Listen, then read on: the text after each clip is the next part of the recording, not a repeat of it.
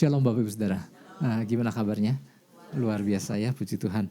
Oke, pagi ini kita akan mendengarkan apa yang jadi pesan Tuhan buat kita di minggu ini ya. Pesan Tuhannya adalah gini, miliki pandangan mata yang senantiasa terkagum-kagum akan Yesus. Wah, panjang sekali ya. Nah Bapak Ibu Saudara, pesan Tuhan kalau kita perhatikan di awal tahun ini, di bulan Januari, ternyata gini Bapak Ibu Saudara, 2 kali Tuhan bicara soal mata ya. Yang pertama adalah di minggu pertama ya. Di awal bulan Januari Tuhan bilang pesannya apa? Gunakan kacamata Tuhan, ya kan? Kemudian masuk minggu ketiga, minggu kedua, ketiga, dan nah ini kita sekarang masuk ke minggu keempat nih. Di sini pesan Tuhannya adalah miliki pandangan mata yang senantiasa terkagum-kagum akan Tuhan. Artinya apa? Tuhan lagi menekankan betapa pentingnya pandangan mata kita ini Bapak Ibu Saudara ya. Apabila orang percaya enggak bersungguh-sungguh dan enggak terus-menerus terhubung sama Tuhan, maka jangan sampai menjadi orang percaya yang enggak sulit untuk melihat apa yang sedang Tuhan lakukan. Jangan sampai menjadi orang percaya yang tidak memahami arah kemana Tuhan bawa kita. Ya, hanya gara-gara apa? Masalah di pandangan mata. Ya, jangan menjadi orang percaya yang akhirnya jatuh dan berbelok arah. Ya, gara-gara memandang secara salah. Jadi, wow. Di awal tahun Tuhan peringatkan hati-hati memandang. Hati-hati dengan pandangan kita. Oke, Markus 9 ayat 15, 1, 2, 3. Pada waktu orang banyak itu melihat Yesus, tercenganglah mereka semua dan bergegas menyambut dia. Ya, ada yang ingat ini peristiwa apa? Ya, nanti dijelaskan. Kisah ini dimulai dari adanya seorang ayah yang anaknya mengalami bukan kerasukan ya. Ya, ada roh jahat pada anak itu sehingga anak itu menjadi bisu. Itu versi Injil Markus. Di Injil Matius di situ dijelaskan lebih gamblang bahwa anak ini mengalami sakit ayan, ya. Tapi bukan sakit ayan dikuasai oleh roh jahat yang menyebabkan dia mengalami sakit ayan. Ya, nggak semua sakit ayan disebabkan roh jahat, tetapi di dalam kasus anak ini mengalami sakit ayan yang disebabkan oleh roh jahat. Ya, kalau di dalam bahasa Inggrisnya spirit of epilepsy. Ya, nah, oke, kembali ke Markus ini. Di Markus ditulis di awal anak ini mengalami kebisuan. Tapi kemudian si ayah di tengah-tengah menjelaskan bahwa ini loh gejalanya kayak begini dan oh ya ayan gitu ya. Ya. Nah, hal itu dialami si anak dari sejak kecil. Jadi bayangkan dia dikuasai atau suatu roh jahat dari sejak kecil ya. Jadi kita bisa bayangkan Bapak Ibu Saudara betapa sebagai orang tua yang anaknya mengalami roh jahat tapi nggak berkuasa untuk melepaskannya, dan bagaimana si orang tua menyaksikan anak itu ngalami tanpa bisa berbuat apa-apa. Nah, tentunya memang nggak dijelaskan detail tentang si ayah ini, tetapi pastinya ya normalnya pasti dia udah bawa ke sana ke sini tapi nggak kunjung sembuh gitu ya. Jadi ketika dia mungkin mendengar ada tabib yang bisa menyembuhkan pasti dibawa ya, dan nggak kunjung sembuh. Nah, dia mungkin mendengar tentang apa yang sering dilakukan oleh Yesus. Ya, makanya si ayah yang anaknya sakit ini membawanya ke tempat di mana dia sangka ada Yesus di situ karena dia bawa ke tempat di mana murid-murid Yesus berada. Tetapi ternyata Yesus saat itu lagi nggak ada karena gini Bapak Ibu Saudara. Ini perikop ini tentang Yesus menyembuhkan anak yang dikuasai oleh roh jahat. Di satu perikop sebelumnya, Yesus bersama 3 orang murid intinya, Petrus, Yakobus, Yohanes, sedang naik ke atas gunung, di mana di atas gunung itu Yesus dimuliakan oleh Bapa di sorga, mengalami transfigurasi. Jadi pada saat si ayah membawa si anak hendak menemui Yesus, Yesus lagi gak ada.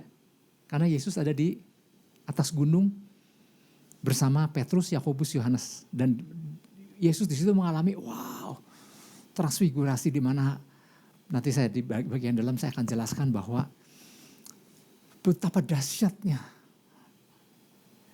Yesus dinyatakan oleh Bapa di sorga. Wajahnya berubah begitu terang. Wah, nanti baca sendiri di situ ya, penggambaran itu ya. Jadi ketika mendengar kabar tentang ada pribadi yang bernama Yesus yang berkuasa melakukan banyak mujizat, nah muncullah pengharapan dari si ayah, bawa kepada Yesus gitu ya. Tapi dia nggak ketemu ya. Akhirnya yang ada adalah murid yang 9, kan yang 3 ikut Yesus. Nah, maka dibawalah si anak itu kepada murid-murid yang 9 itu, minta supaya murid-murid mengusir roh jahat yang ada pada anak itu. Dan kita udah tahu kan ceritanya. Si 9 murid itu tidak berkuasa untuk mengusir roh jahat yang pada anak itu.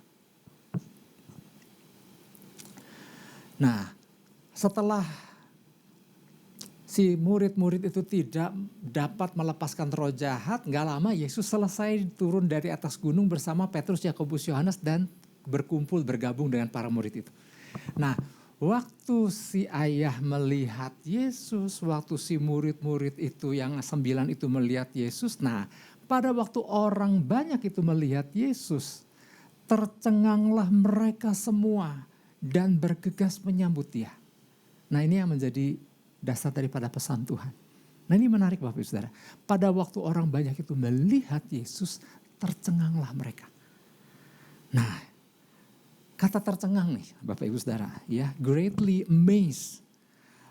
Begitu terkagum, begitu hebatnya. Atau di dalam bahasa aslinya ektambeo, ya. Kenapa pakai ektambeo? Karena saya mau menjelaskan ini ternyata mengandung makna yang dahsyat. Kata tercengang ini atau ektambeo atau greatly amazed ini. Yang pertama adalah gini, ini adalah kekaguman. Ya, judul pesannya kan miliki pandangan mata yang senantiasa terkagum-kagum akan Yesus. Oke. Nah, arti yang pertama adalah kekaguman dan kerinduan akan kuasa ilahi di tengah keputusasaan. Ini kabar baik bukan Bapak Ibu Saudara? Oh, ini kabar baik. Ya. Ini menegaskan bahwa hanya kehadiran dan kuasa Yesus saja yang mampu membawa kesembuhan dan solusi atas apapun yang dihadapi oleh manusia. Katakan amin. Ya, jadi kata ini ternyata sama halnya ketika si ayah ini udah bawa si anak ke sana, bawa ke sini. Namanya juga seorang ayah, seorang tua yang ingin anaknya sembuh, pasti dia berusaha. Tapi gak kunjung sembuh. Ketika melihat Yesus yang mungkin sering dia dengar, tercenganglah. Ini jalan keluar, ini solusinya. Ada satu pengharapan bahwa hanya kehadiran kuasa Yesus dan kuasanya mampu menyembuhkan anakku ini. Ya, jadi ibaratnya adalah ketika kita sering mungkin menyaksikan satu tayangan di mana orang sedang berjalan di padang gurun, di padang pasir. Begitu panas, begitu terik. Air udah habis, betul-betul udah kering kerongkongan. Mungkin kerongkongan juga isinya udah pasir, kan angin. Angin itu yang di padang gurun kan angin membawa pasir. Ya makanya kenapa di sana orang-orang pada pakai tudung kepala, ya, kerudung dan lain-lain. Itu kenapa? Memang cuaca di sana, anginnya itu berpasir. Bisa kena mata, bisa masuk ke napas, ke mulut. Udah mah gak ada air, betapa kering. Nah kemudian dari kejauhan melihat ada apa? Oase. Ya, wah. Nah seperti itu loh. Ketika melihat Yesus, nah ini dia. Ini jawaban dari apa yang selama ini dia cari. Wow. Jadi arti pertama dari ektambeo adalah kekaguman dan kerinduan akan kuasa ilahi di tengah keputusasaan. Saya gak tahu hari-hari ini ya, mungkin gak sedikit orang-orang percaya yang ada di tengah problem yang gak mudah. Dan kemudian menyadari bahwa hanya Yesus yang bisa memberikan solusi terhadap apa yang aku hadapi. Katakan amin. Ya. Kemudian arti yang kedua adalah kehadiran yang membawa harapan. memang mirip sih. Kehadirannya membawa harapan. Saat situasi buntu. Si ayah ini kan buntu nih. Ada roh jahat bercokol dari sejak si anak itu kecil. Gak bisa diapa-apain. Sering anak itu dibanting-banting, dibolak-balik. Mulutnya berbusa. Ya. Dan ditambah datang kepada murid-murid Yesus. Mereka gagal mengusir roh jahat gitu. Seperti wah buntu nih. Ya. Dikuasai roh jahat. Belum sembuh juga. Keadaan belum berubah. Tapi melihat kedatangan Yesus. Ada rasa kelegaan. Ini. Kok jadi sedih? Ini jalan. Ini ada kelegaan. Aku akan mengalami sesuatu yang luar biasa. Katakan amin. Yang ketiga, kekaguman yang disertai iman untuk mengalami kuasa Tuhan. Ada iman yang terlibat. Aku percaya nih.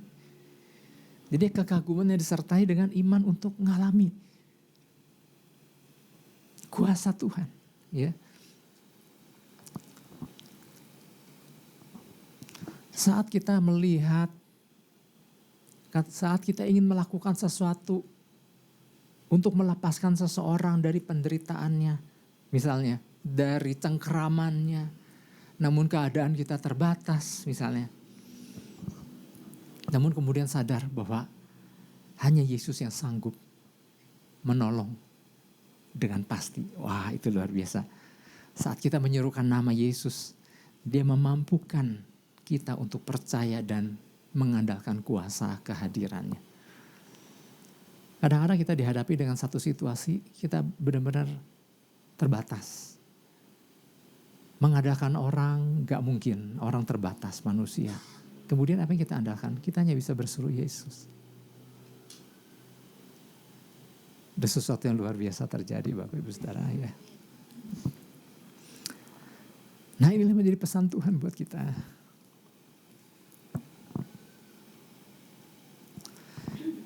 Bahwa penting sekali bagi setiap orang percaya untuk memiliki cara pandang yang seperti ini. Cara pandang yang tadi ektambeo itu. Ya. Kadang tanpa disadari orang percaya telah kehilangan pandangan yang seperti ini kepada Yesus. Artinya jangan sampai kita orang percaya kehilangan pandangan yang seperti ini. Melihat tapi tanpa pengharapan, nah bukan itu. Bukan pandangan itu. Tapi pandangan kagum, percaya bahwa wow, ada sesuatu yang dahsyat daripada Yesus. Nah, itulah sebabnya ini perlu dievaluasi lagi dalam kehidupan kita. Apakah masih ada gak pandangan-pandangan yang seperti itu? Kekaguman dan hati yang percaya bahwa Yesus adalah jalan, bahwa Yesus adalah solusi. Bukan salah satu solusi. Ya. Karena hanya dengan memandang kepada Kristus dengan sikap ektambeo ini, maka timbul rasa percaya di hati bahwa sesuatu yang luar biasa akan Tuhan nyatakan meskipun keadaan mungkin masih tetap belum berubah. Tetapi percaya, waktu aku melihat Yesus, waktu aku melihat dengan kekaguman, aku percaya ada sesuatu yang Tuhan akan nyatakan. Yang akan ada sesuatu yang dahsyat yang Tuhan akan lakukan. Ya. Nah gagalnya orang percaya memandang Tuhan dengan sikap seperti ini hanya akan membuat gagalnya terjadi intervensi ilahi. Wow, keren ya. Intervensi ilahinya keren, tetapi gagalnya orang percaya memandang Tuhan dengan sikap seperti ini hanya akan membuat apa? Gagalnya pula terjadi intervensi ilahi. Nggak terjadi apa-apa.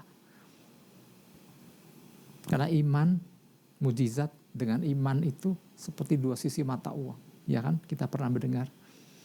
Ya nggak bisa dipisahkan. Ini mujizat perlu iman, perlu hati yang percaya. Hati percaya adalah modal untuk terjadinya mujizat. Seringkali kan orang percaya egois ya. Ingin mujizat, tapi nggak mau melibatkan iman di dalamnya. Nah ektambeo itu adalah kekaguman yang disertai dengan iman. Kita mungkin pernah ya baca di Alkitab bahwa ada satu peristiwa di mana Yesus ditolak di Nazaret. Ya, di mana dikatakan ia tidak dapat melakukan satu mujizat pun di sana. Apakah di situ Yesusnya yang salah? Ya. Kali ini gagal, kata Yesus, aku gak bisa melakukan mujizat di Nazaret nih gitu. Apakah Yesusnya gagal? Enggak, bukan Yesusnya gagal, dia tetap dahsyat, tetap luar biasa. Penyebabnya adalah bukan karena orang-orang gak percaya kepada Yesus, tapi ketika orang-orang memandang Yesus dengan sikap yang salah. Kalau ditanya orang-orang situ tidak mempercayai Yesus, enggak, mereka percaya kok. Hanya kemudian mereka memandang Yesus dengan sikap yang salah. Ini kan tukang kayu. Ini kan anaknya Maria. Ini kan saudaranya Yoses, Yakobus, Simon, Yudas, saudara-saudara lahiriah Yesus dari anak Maria. Ketika mereka memandang Yesus dengan sikap yang salah, dia kan cuma manusia biasa. Bisa apa? Nah, ketika mereka memandang Yesus dengan sikap yang salah, di situ dikatakan, di situ Yesus tidak dapat melakukan satu mujizat pun. Tidak ada intervensi ilahi. Karena mereka nggak ada kekaguman, nggak ada. Siapa ini kan? Ini kan orang kita, orang kampung kita gitu ya. Mungkin tidak mudah bagi orang percaya untuk mengakui. Kalau kita misalnya gini, maksud saya gini. Kalau orang percaya, ya tadi kan dijelasin nih, kekaguman itu seperti apa, tercengang, ektambio itu seperti apa. Orang percaya nih kalau ditanya, apakah kita memiliki kekaguman yang seperti itu? Jawabnya apa pasti? Semua menjawab sama. Aku begitu kagum sama Tuhan. Aku begitu ektambio sama Tuhan. Ya kan, gak ada orang percaya, kayaknya aku enggak deh gitu ya. Nah, pasti selalu mengatakan bahwa dirinya selalu terkagum-kagum sama Tuhan. Kalau nggak percaya tanya deh dengan orang yang udah jauh banget sama Tuhan.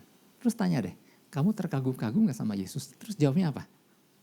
Selalu jawabnya, saya terkagum-kagum selalu kok Pak. Saya mah betul-betul, hati saya emang gak pernah jauh daripada Yesus. Gitu. Selalu jawabnya begitu. Jadi artinya nanti kita akan belajar ya bahwa kita ada di kategori yang mana nih, ya? Karena kalau semua orang percaya ditanya, semua juga bilang selalu terkagum-kagum kok, ya. Selalu percaya, aku selalu percaya Pak, ya. Nah jadi untuk seorang percaya dikatakan memandang Tuhan dengan pandangan yang terkagum-kagum. Nah kita jangan terburu-buru, itu saya tuh, itu aku tuh. Nah mari kita sama-sama belajar, ya. Beberapa hal yang perlu kita pahami berkaitan dengan pesan Tuhan ini agar kita dapat sungguh-sungguh memiliki pandangan mata yang senantiasa terkagum-kagum pada Tuhan, pada Yesus ya. Ada dua hal minimal, beberapa di antaranya ya, salah satunya. Mau merendahkan hati mengikuti perkataan Tuhan. Markus 9 ayat 14. Oke. Saya mau buat perbandingan dari dua perikop. Ya, oke, sekarang kita baca dulu Markus 9 ayat 14. Ketika Yesus, Petrus, Yakobus dan Yohanes kembali pada murid-murid lain ya, ketika turun dari gunung bergabung nih sama murid yang 9. Mereka melihat orang banyak mengerumuni murid-murid itu, ya murid-murid yang 9 itu, dan beberapa ahli Taurat sedang mempersoalkan sesuatu dengan mereka. Ternyata ada ahli Taurat juga di situ. Nah, Bapak Ibu Saudara, menjelaskan tentang apa yang terjadi di perikop peristiwa ini nih, di Yesus menyembuhkan anak yang dikuasai roh jahat. Ini nggak bisa dilepaskan dari perikop sebelumnya, di mana judul perikop sebelumnya Yesus dimuliakan di atas gunung. Ada kaitan Pak? Ada kaitan, ya.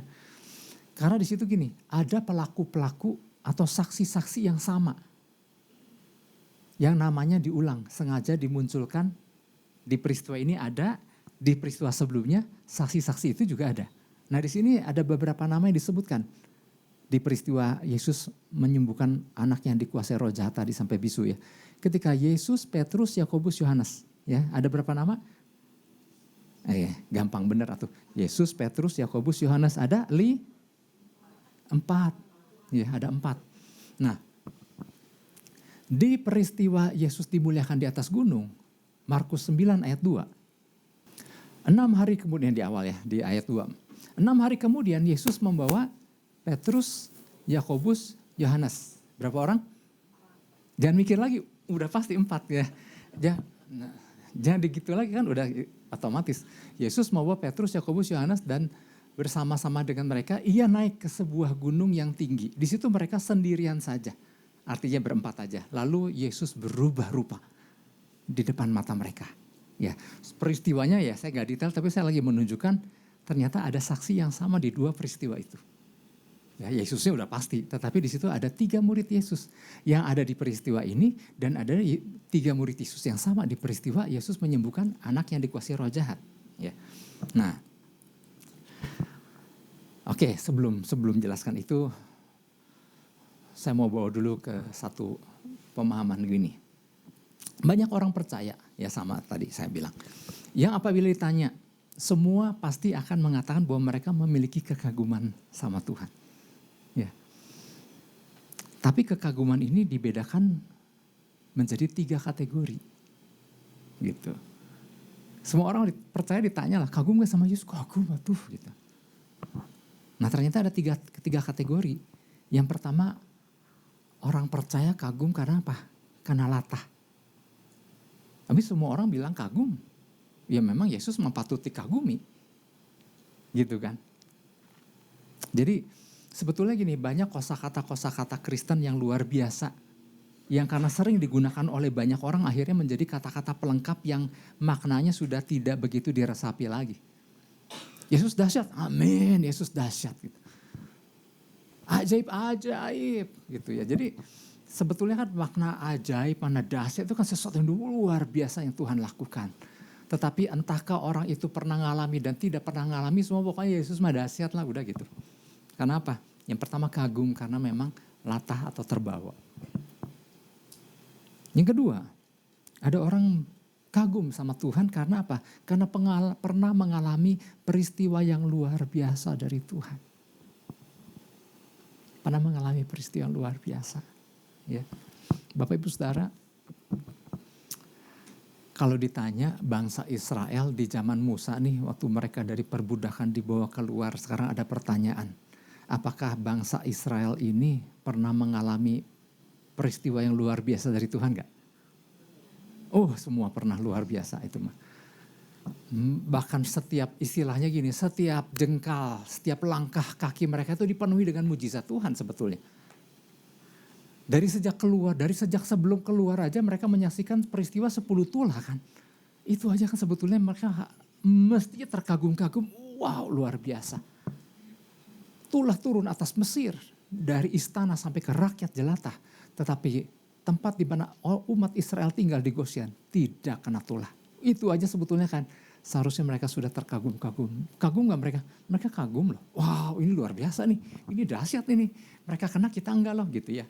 Tuhan buat perbedaan katanya. Terus waktu mereka keluar dari Mesir. Ya, mereka melihat apa? Di depan berjalan. Tiang awan, tiang api. Tiang awan kalau siang, tiang api kalau malam maksudnya. Itu aja tuh udah dahsyat Bapak Ibu Saudara. Kita umat di zaman sekarang nggak pernah lihat tiang awan atau tiang api di waktu malam kan. Mereka ngalami. Bisa dibayangkan kan dengar suaranya aja, lihat sosok tiangnya aja yang segede apa dan menudungi itu. Waduh itu harusnya sepanjang jalan mereka menjadi terkaget-kaget, terkagum-kagum. Terus udah kemudian laut terbelah lah, laut terberau. Mereka perjalanan mereka dipenuhi dengan perkara-perkara yang luar biasa Bapak Ibu Saudara. Kalau ditanya apakah mereka kagum akan Tuhan enggak? Kalau ditanya betul, oh ini betul perbuatan Tuhan. Ya. Tapi apakah peristiwa-peristiwa yang membuat mereka kagum akan Tuhan tersebut telah membuat mereka jadi tidak bersungut-sungut sama Tuhan? Apakah membuat mereka jadi tidak bersungut-sungut? Tetap bersungut-sungut. Ternyata mereka adalah yang selalu bersungut-sungut kepada Tuhan. Kenapa bisa demikian?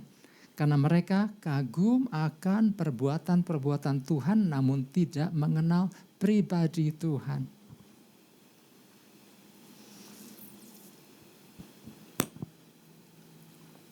Setiap orang percaya pasti pernah mengalami perbuatan yang dahsyat dari Tuhan.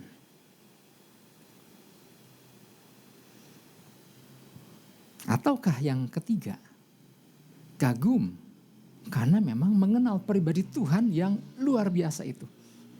Kagum karena memang mengenal pribadi Yesus yang dahsyat itu. Pada waktu bangsa Israel dikejar oleh pasukan Mesir, Bapak Ibu Saudara, dari belakang. Lalu di depan terbentang laut Tebrau. Ya. Pertanyaannya gini, di manakah Musa?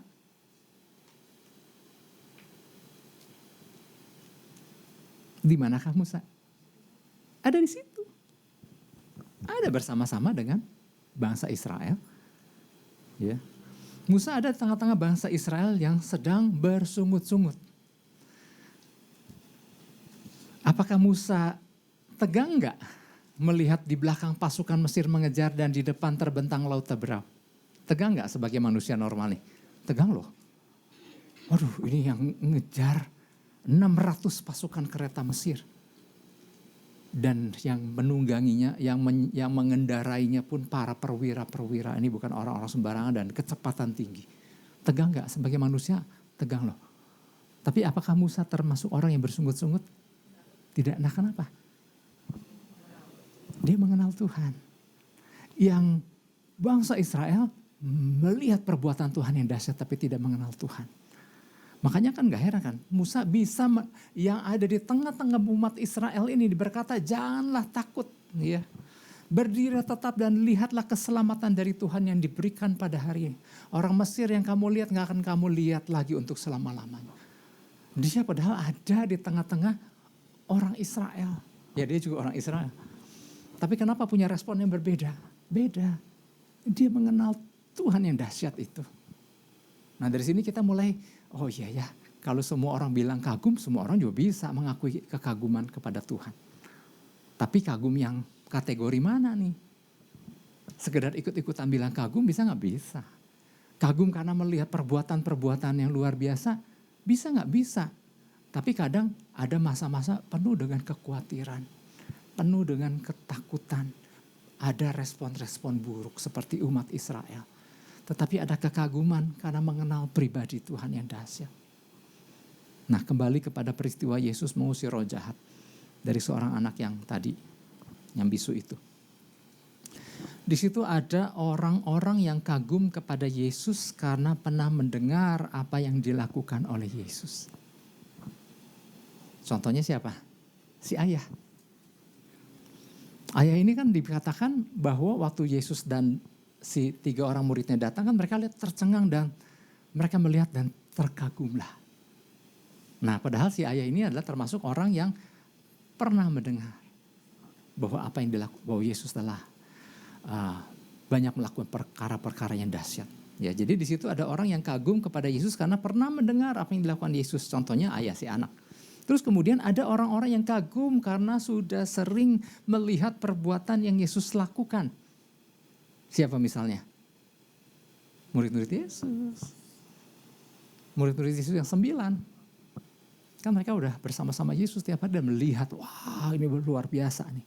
Ya. Tapi waktu ngusir roh jahat, mereka gak mampu. Nah nanti di bagian akhir nih saya mau jelaskan kenapa. Ya. Terus kemudian ada orang-orang yang baru tahu siapa sesungguhnya Yesus. Ketika mereka diajak naik ke gunung dan melihat peristiwa transfigurasi Yesus. Siapa murid orang-orang ini? 3 murid itu. Petrus, Yakobus, Yohanes. Mereka baru mengetahui. Wow, ini bukan manusia biasa ini. Ini dahsyat banget ini. Wajahnya berubah menjadi begitu terang bersinar. Ya. Dan kemudian terdengar suara dari sorga. Itu di ayat berapa tuh? Markus 9 ayat 7.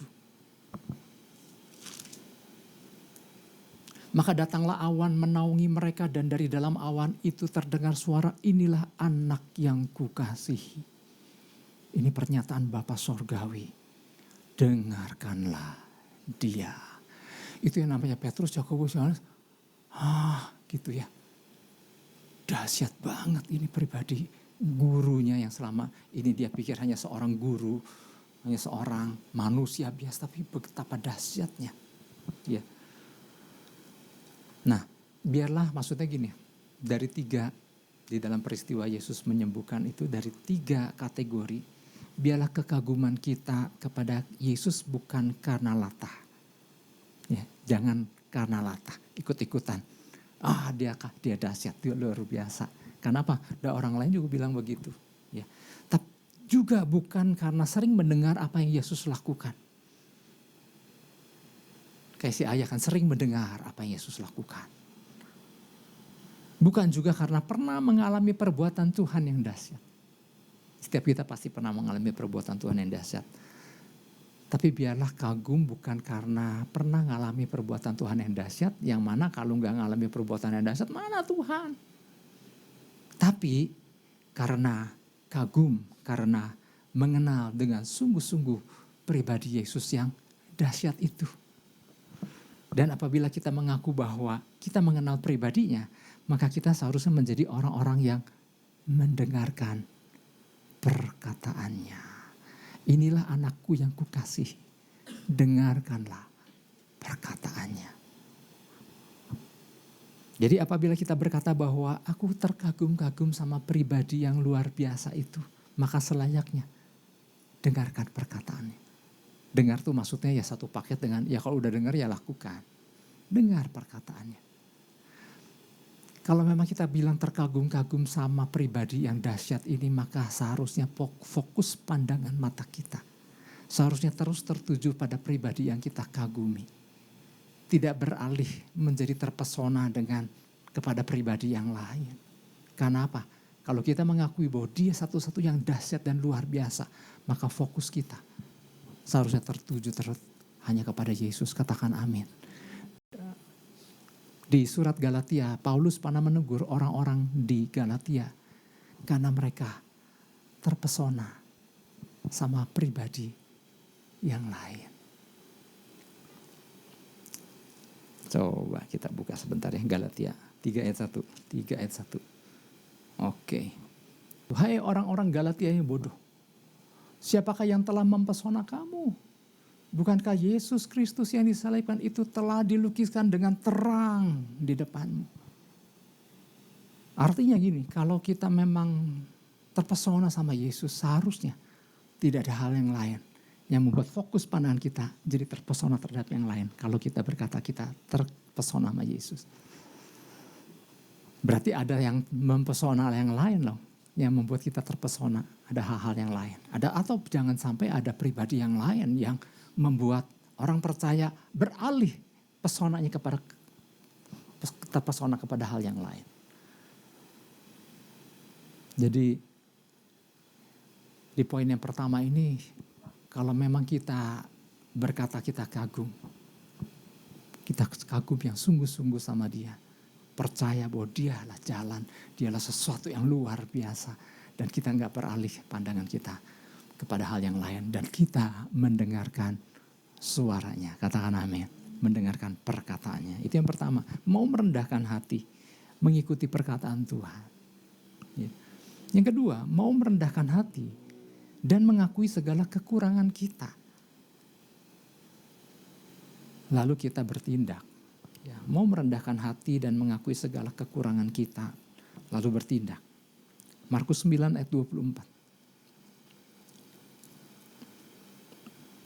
Markus 9 ayat 24 bilang begini, segera ayah anak itu berteriak, aku percaya, tolonglah aku yang tidak percaya ini. Wow, ini luar biasa ya.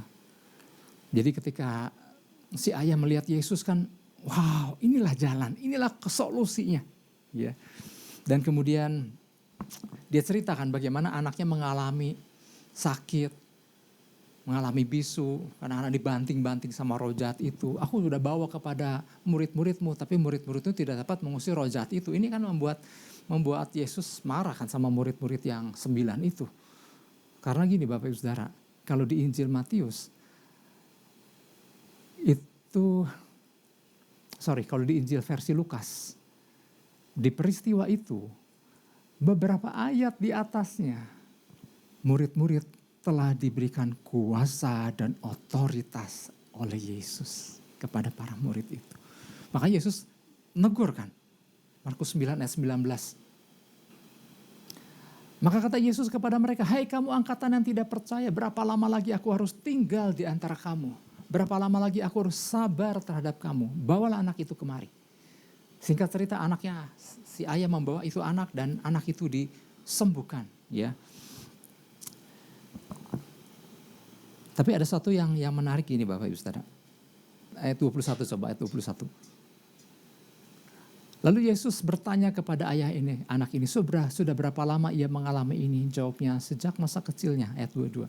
Dan seringkali roh itu menyeretnya ke dalam api ataupun ke dalam air untuk membinasakannya. Sebab itu jika engkau dapat berbuat sesuatu, tolonglah kami dan kasihanilah kami. Sebab itu jika engkau dapat, dia bilang sama Yesus, jika engkau dapat. Terus Yesus bilang apa? Jawab Yesus, katamu jika engkau dapat, tidak ada yang mustahil bagi orang percaya. Nah, kemudian dilanjutkan ayat 24. Segera ayah anak itu berteriak, aku percaya, tolonglah aku yang tidak percaya ini. Jadi Bapak Ibu Saudara,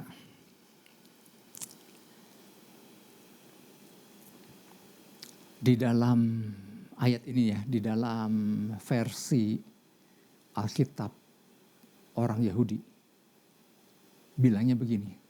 Segera ayah anak itu berteriak, aku percaya. Tolong aku yang tidak percaya ini supaya aku menjadi percaya. Artinya dari kalimat ini si ayah ini dengan polos berkata, dia mengatakan kondisi dirinya yang tidak percaya tapi pingin percaya. Bantu aku.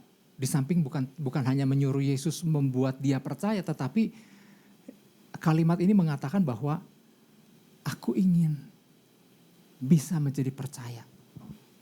Aku ingin membangun dari dalam kata bahasa di zaman sekarang, aku ingin juga melakukan hal-hal yang membuat aku percaya. Jadi bukan satu perkataan yang pasif, tetapi kata ini ada satu tindakan aktif yang menyatakan bahwa aku juga ingin percaya. Aku mau membuat diriku menjadi percaya. Bukan hanya menyuruh Yesus bikin dia percaya, tapi aku juga mau membuat diriku percaya.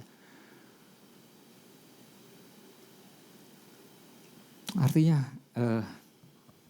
selain dia mengakui keberadaan dirinya, dia juga mau membangun dirinya menjadi orang yang semakin percaya sama Tuhan. Dia gak mau menjadi orang percaya yang kagum karena mendengar apa yang Yesus lakukan. Dia gak mau hanya percaya menjadi sebagai orang yang kagum karena pernah mengalami perbuatan yang ajaib dari Yesus kan. Dia melihat kan, hari itu dia melihat bagaimana Yesus mengusir roh jahat itu dari anaknya. Dan roh jahat itu keluar dan anaknya sembuh.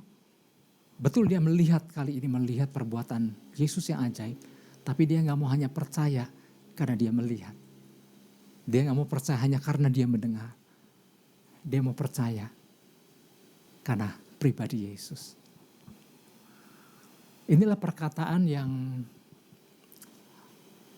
penuh dengan kerendahan hati bahwa inilah aku.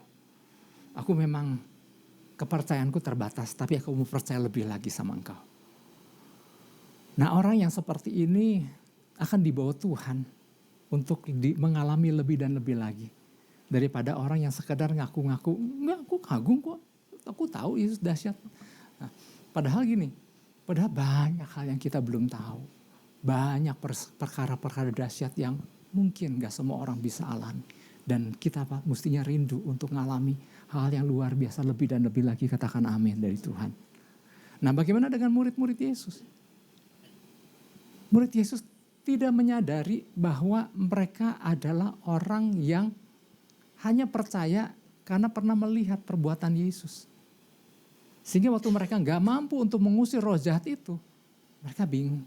Kenapa ya gak bisa ya? Maka di versi Injil Matius kan dia datang sama Yesus. Guru, ketika orang-orang udah pada pulang. Guru, kenapa kami gak bisa mengusir roh jahat yang ada pada anak kecil itu? Terus jawab Yesus apa? Matius 17 ayat 19. Matius 17 ayat 19. Kemudian murid-murid Yesus datang dan ketika mereka sendirian dengan dia, bertanyalah mereka, mengapa kami tidak dapat mengusir setan itu? Jawab Yesus, ia berkata kepada mereka, karena kamu kurang percaya. Beda gak si ayah yang punya anak dengan murid ini? Ayah si anak bilang, Aku percaya, tolonglah aku yang gak percaya ini. Murid-murid, kenapa kita gak bisa ya? Mestinya mah bisa kan? Tapi kan gak tahu kenapa gitu. Maka dia datang sama Yesus, kenapa kami gak bisa? Karena engkau kurang percaya. Dia gak menyadari ketidakpercayaan kepada kuasa Tuhan yang telah diberikan kepada mereka. Kalau kita ingin mengalami perkara-perkara yang lebih lagi, maka sebetulnya gini, yang tahu tentang diri kita kan hanya Tuhan dan diri kita. Bahkan mungkin Tuhan lebih tahu dari kita.